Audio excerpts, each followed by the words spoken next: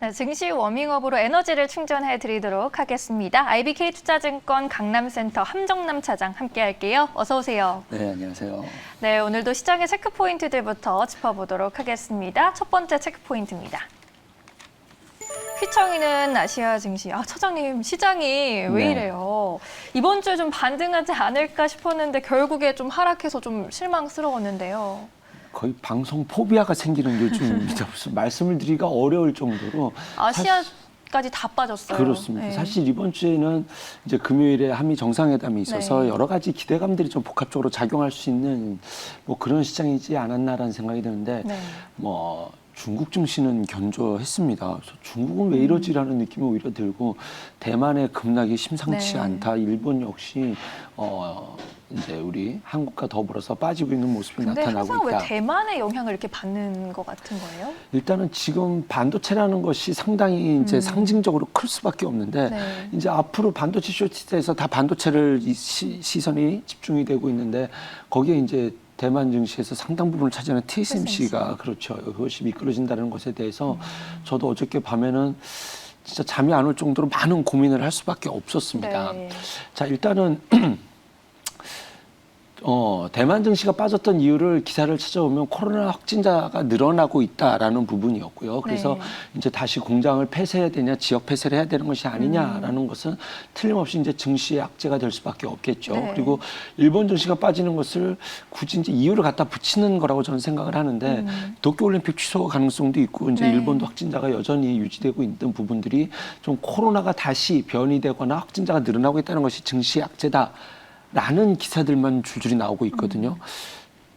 제가 이 부분이 공감이 안 돼요. 그래서 이것을 말씀을 어떻게 드려야 될지가 상당히 고민이 될 수밖에 사실 없었습니다. 우리 증시는 좀 외국인들의 프로그램 매도가 좀 지속되고 있는 게 가장 문제 아닌가요? 그렇습니다. 뭐 그 부분도 당연하겠지만 네. 프로그램이라는 것이 우리가 머지않아 증시가 좋아질 것이라고 한다면 이렇게 치고받고가 있어야 되는데 네. 지금 외국인은 원사이드로 좀 계속적으로 좀 한국 증시를 매도하고 있다는 느낌을 지울 수가 없거든요. 그리고 이제 코로나 확진 때문에 우리 증시가 아시아 증시가 빠졌다고 한다면 네. 우리 어저께 모두 투어 빠졌어야죠. 그러니까요. 호텔 신라 빠졌어야죠. 여행준도 쫙 올랐어요. 그렇습니다. 항공주도 올랐고요. 그러면은 이것은 반도체에 대한 어떤 좀 시간이 더 필요한 것이 아니냐라는 부분과 외국인 매도가 지속이 되는 동안에서는 이쪽 성장 섹터가 좀 어렵다라는 것을 대전제로 깔고 좀 시장을 봐야 되지 않을까라는 것에 대한 고민에서 출발을 해봤고요. 또 하나는 이거는 그냥 흘려만 들으십시오. 제가 고민한 것 중에 하나다라고만 생각해 주시면 될 것 네. 같고요. 미국과 중국이 좀 화해를 하는가라는 느낌이 들어요. 사실 한국 증시 트럼프 때에 비하면은 좀 분위기가 그렇죠. 좋은 건 그래서 사실이죠. 굉장히 강대강으로 가면서 중국 기업을 완전히 이제 세계 기업에서 퇴출시키는 것이 트럼프의 정책이었다고 한다면 지금은 어느 정도 사실 시진핑 주석이 위안화를 기축통화하는 것에 대해서 완전한 포기를 하겠다는 선포를 한 이후에 미국 입장에서 중국의 기업들에 대해서 어느 정도 용인하는 것이 아니냐. 지난주 뉴스 중에 네. 그 샤오미를 미국에서 블랙리스트로 선정했다가 이거 제외하는 뉴스가 있었거든요.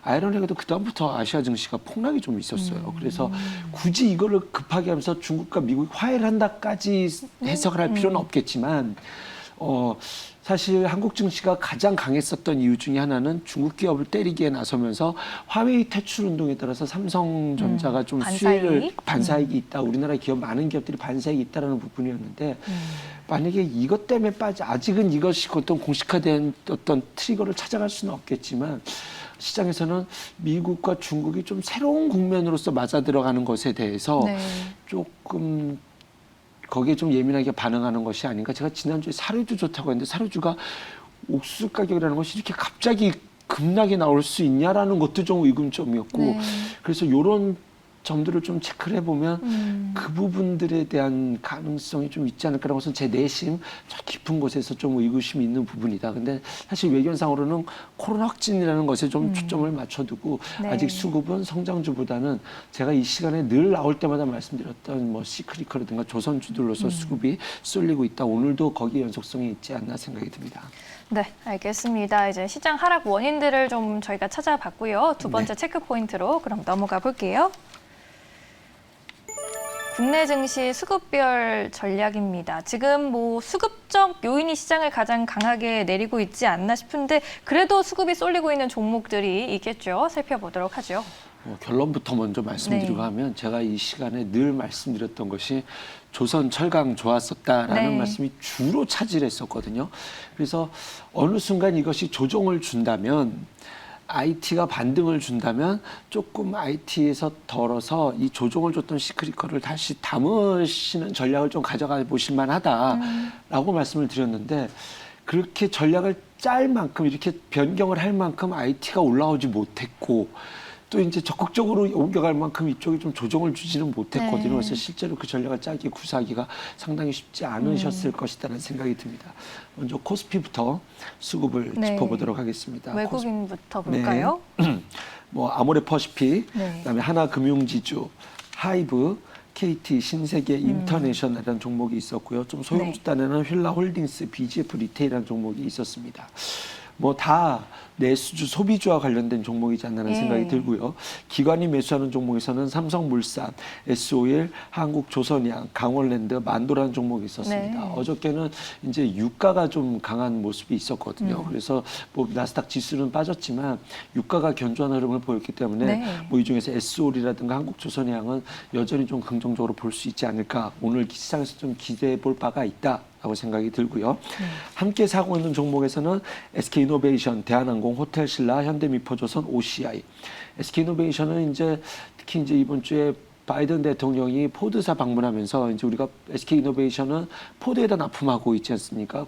뿐만 아니라 지금 SK이노베이션은 플러스 알파 본업으로서 다 2차 전지 관련주로 알고 있는데 SK이노베이션이 갖고 있었던 원래 본업은 정유지 않습니까? 지금 정유 섹터가 좋기 때문에 이 두 가지가 맞물려서 조금 긍정적인 외국인 기관이 동시에 사는 모습이 좀 인상적이다라고 보시면 될 것 같고요. 역시 대한항공 호텔신라 사고 있는 모습이 이게 포스트 코로나 종목들이기 때문에 시장은 코로나 확산 속에 빠졌다고 하지만 우리 시장은 확실히 이쪽에 좀 수급이 들어오고 있다는 점 체크해 보시면 좋을 것 같고요. 조선주와 이제 OCI가 좀 오랜만에 외국인 기관이 함께 사는 모습이 좀 인상적이다라고 좀 말씀드리도록 하겠습니다. 네, SK이노베이션, OCI 같은 종목들 인상적으로 보였는데 여전히 뭐 경기 민감주 강세는 지속은 되고 있는 거예요? 네, 일단은 코스피 수급을 봤었을 때 와 정말 아직은 이 추세가 바뀌 사실 현대차가 반등을 주고 전자가 7만 원 깨지면 딱 반등을 주면서 사실은 한번 내심 딱 기대를 해볼 수 있었거든요. 거기서 조금 반등이 나와서 이제 좀 섹터를 좀 새롭게 짜볼 수 있는 뭐 이런 기대감을 가져가 볼 수 있었는데 여전히 시장은 확실히 시크릿컬 쪽으로 좀 지속적으로 이어지고 있다라고 좀 말씀을 드려야 될 것 같네요. 삼성전자가 또 8만전자가 깨지게 돼가지고 좀 그런 흐름 보이고 있습니다. 코스닥 시장의 수급도 살펴보도록 할까요? 네, 코스닥은 지금 외국인이 리노공업, 서울반도체, 초록배 미디어, 뉴트리 지금 막 종목이 좀 어수선하죠. 어떠한 특정 섹터를 말씀드리기 어려울 것 같습니다. 기관이 매수한 종목으로서는 파라다이스, SFA가 있었고요. 그 다음에 사실 이 파라다이스뿐만이 아니라 이제 기관이 코스피에서는 GK라는 종목을 사고 있었고 뭐 함께 사는 종목에서는 그 강원랜드도 있었기 때문에 이 카지노 관련주들은 다 좀 담아가고 있다라고 보시면 될 것 같고요. 함께 사고 있는 종목에서는 CJ ENM, 삼천당제약, 그 다음에 어저께 엔터 3사의 강세가 상당히 돋보였습니다. SM, 뭐 JYP라든가 YG 엔터테인먼트 3사가 아주 외국인 기관 쌍끌의 모습을 나타내면서 세 종목 다 아주 강한 상승의 모습을 보여주었고요. 클리오와 한국전자금융이라는 종목을 함께 사는 모습이 보였었습니다.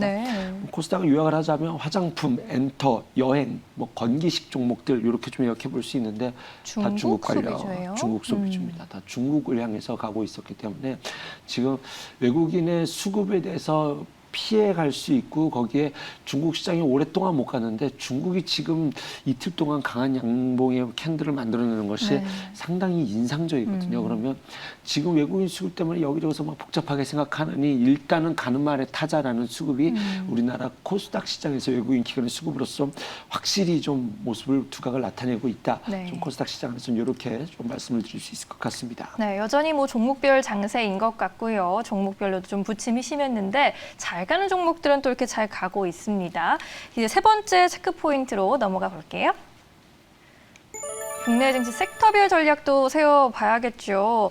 일단 앞서 얘기해 주신 대로 중국 경기 회복 기대감에 중국 소비주에 관심이 쏠리고 있는데 섹터별로 조금 더 나눠본다면 어떻게 볼 수 있을까요? 화장품부터 봐야 할까요? 뭐 봐야 될 것들이 네. 중국 얘기하면 또 많아지죠. 그리고 또 하나는 이 관련주들이 오랫동안 좀 못 갔었거든요. 그리고 맞아요. 중국 시장이 여기서 지금 경기 회복이 될 수 있다라는 부분에 좀 포인트가 맞춰서 중국 증시가 올라간다면 좀 추세적으로 갈 수 있는 지금 박스권에서 상당히 지지부진하다가 지금 돌파하는 모습이 나오고 있기 때문에 일단은 좀 오늘은 좀 확정적으로 이쪽에다가 좀 포트를 꾸려야 된다라는 좀 나름의 좀 확정적인 전략을 갖고 좀 왔습니다. 그런데 이제 어떤 종목이냐 제가 이 시간에 소개드렸던 종목들이 다 쉽지 않아서 제 마음이 상당히 좀 무거운데 어쨌든 일단 하나씩 짚어보도록 하겠습니다. 네. 뭐 아까 말씀드린 것처럼 카지노 관련주들은 3개, 4를 외국인 기관 다 수급의 주인이 있다라는 점 보시면 될 것 같고요. 네. 정말 못 갔던 섹터가 이제 화장품이었거든요. 아모레 퍼시픽은 외국인이 제가 이 방송 시작하면서 외국인이 계속 매수했었던 종목 중에 하나입니다. 그래서 좀 오랫동안 못 갔었던 뭐 그런 섹터에서 결과적으로는 마스크를 벗는 세상을 준비한다라고 한다면 화장품이 이야기가 될 수 있고 그것이 아니다 하더라도 제가 지난번에 핑계를 이렇게 댔었어요. 중국에서 남자들도 화장을 네. 한다 뭐 이런 말씀도 드렸었죠. 근데 어쨌든 중국에서 소비가 활성화되는 것들이 시장에 반영이 되고 있다고 한다면 화장품을 빼놓을 수 없을 것 같습니다. 네. 아모레 퍼시픽이랑 뭐 클리오라는 종목 뭐 이 시간에 계속 말씀을 드렸던 것 같고요. 애경산업이라는 것이 지금 꾸준히 좀 수급적인 면에서도 조금 긍정적인 모습이 좀 나타나고 있고요. 네.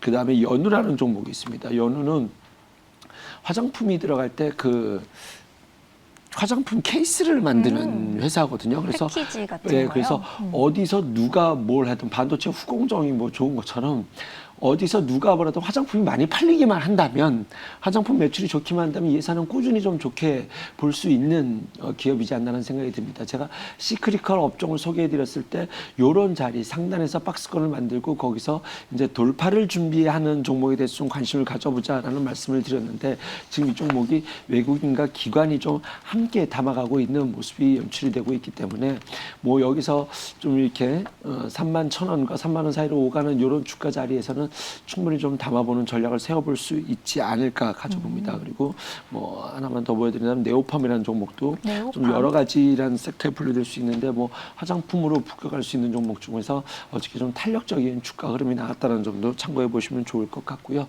두 번째는 이제 유아용품 섹터입니다. 사실 유아용품 섹터는 한번 탄력을 준 이후에 지금 좀 기간 조정을 주었었던 섹터인데요. 중국에서 출산 장려 산하 정책을 뭐 완화하겠다 이런 이야기가 나오면서 한번 주가가 좋은 흐름을 보여주었다가 뭐 대장주로서는 아가방 컴퍼니가 좀 탄력적으로 올라왔다가 지금 아주 예쁘게 좀 기간 조정을 주었던 모습인데 어저께 좀 여기서 이제 좀 상당히 의미심장한 양봉의 캔들이 뜨지 않았나는 생각이 듭니다. 거기고 지금 시황 자체가 이쪽과 좀 맞아떨어지고 있다 보시면 될 것 같고요.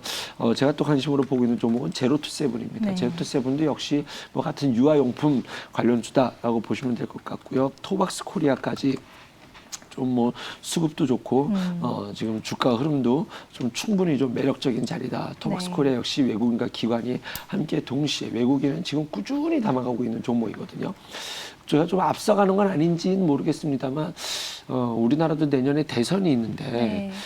지금 출산 장려 정책 우리나라도 굉장히 필요한 정책이지 않을까라는 생각이 들어요. 지금 전 세계 꼴찌 출산율을 보이고 있기 때문에 네. 이 부분에 대해서도 틀림없이 우리나라의 공약도 필요하지 않을까. 근데 이거는 좀 굳이 여기까지 상상하지 않는다 하더라도 뭐 자리도 좋고 수급도 좋고 시황도 맞는다 해서 출산 장려 정책과 관련된 종목들도 꼭 네. 짚어보시면 좋을 것 같다. 그다음에 이제 소비주 보도록 하겠습니다. 네. 건강기능식품도 제가 이 시간에서 좀 수차례 좀 말씀을 드렸었던 상당히 탄탄한 그다음에 음식료 업종이 좋은데 탄탄한 실적을 좀 확보해 갈 수 있는데 건기식이란 것은 중국 소비에도 좀 플러스 알파로 가져갈 수 있거든요. 그래서 그동안은 중국과 관련된 이야기는 사실은 말씀드린 적은 없는데 이제는 여기와 함께 더불어서 시너지 효과를 낼 수 있는 섹터가 네. 건기식 섹터이지 않나는 생각이 듭니다. 뭐 노바렉스를 제가 좀 꾸준히 말씀드렸었는데 네. 뭐 노바렉스는 지금도 여전히 유효하다라고 좀 말씀을 드릴 수 있을 것 같고요. 서흥이라는 종목이 좀 어저께 좀 두각을 나타내면서 좀 나는 이제 나의 길을 가련다라는 모습이 좀 외국인과 수급이 함께 동시에 들어오면서 다 실적들이 건기식은 아무 종목이나 찍어보셔도 실적들이 확실하게 담보가 되어 있습니다. 그럴 수밖에 없겠죠. 코로나 때문에 이것에 대한 니즈는 당연히 그럴 수밖에 없고 저도 선물을 받은 것이 집에 지금 쌓아놓은 건기식이 무지하게 많은데 저뿐만이 네. 아니라 필요에 의해서도 많이 좀 볼 수밖에 없지 않나는 생각이 들고 뉴트리도 지금 뉴트리. 좀 좋은 흐름의 모습의 캔들이 좀 이어져 가고 있다. 지금 계속적으로 달려가고 있어서 네. 대장의 역할을 뉴트리가 하고 있고 성이 좀 다음 주자로 쫓아갈 의지의 캔들이 뜨지 않았나라는 생각이 듭니다. 네, 마지막으로 의료 장비주까지 의료 중국 장비까지요? 소비주에서 의료 장비주 중국 소비주로 붙여야 될지 모르겠지만 사실 의료 장비와 관련된 것들이 중국 시장에 대한 향한 타켓이 굉장히 크거든요. 이쪽도 좀 실적이 상당히 담보되고 있는데 네. 어저께 수급과 이것을 체크할 때 바텍이라는 종목과 그다음에 레이언스라는 종목이 좀 눈에 들어왔다라는 점, 그다음에 인바디가 좀 지속적으로 치고 가고 있거든요. 그래서 이런 종목들이 지금 시장과 무관하게 마위에를 가고 있다. 그래서 바텍이라는 종목은 좀 관심을 갖고 지켜볼 수 있지 않을까 해서 중국 소비주들을 여기까지 좀 묶어서 소개해드려봤습니다. 네, 알겠습니다. 이렇게 중국과 관련한 종목들 봤는데요. 일단 화장품, 그리고 유아용품, 건강기능식품, 의유장비로 섹터를 좀 크게 나눠봤고요. 그 안에서 우리가 주목해볼 만한 차트를 갖고 있는 종목들 살펴주셨습니다. 이 다음에 이제 디지털 화폐 이런 이야기도 있어요. 네, 그 외에 이제 네. 어떤 섹터들이 있었느냐, 이제 수급을 다 이제 뽑아봤었을 네. 때에서 어제 좋았던 것이 이제 카카오에서 네이버도 지금 한국은행과 이제 디지털화폐 도입과 관련된 모의 실험을 추진하고 있다라고 네. 얘기가 나왔는데 한번 뉴스에만 반짝한 것이 아니라 어저께도 좀 강세 흐름을 좀 이어갔었거든요. 뭐 한국전자금융이라든가 네. 사실 디지털화폐라는 것이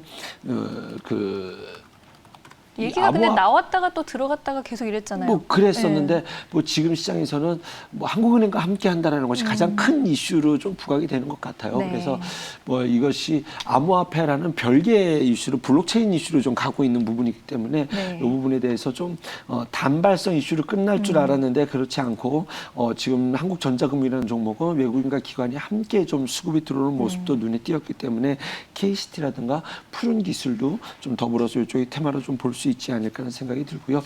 마지막 토크로 이제 남북 경협 이슈를 좀 간단하게 말씀드리도록 네. 하겠습니다. 이거는 돼야 되는 부분이기 때문에 네. 근데 이제 어쨌든 한미 정상회담에서 우리나라가 가져갈 카드에서는 이쪽 부분이 좀 있기 때문에 네. 지금 아난티라든가 대아티아이 같은 종목이 좀 시장 대비해서 현대엘리베이터도 그렇고요. 조금 나의 길을 갈래라는 좀 이런 주가 흐름이 좀 포인트가 떴었다라는 부분까지 이렇게 드리도록 하겠습니다. 알겠습니다. 남북 경협주까지 살펴봤고요. 저희는 오늘 이제 여기서 인사드리도록 하겠습니다. 시청해주신 여러분 고맙습니다.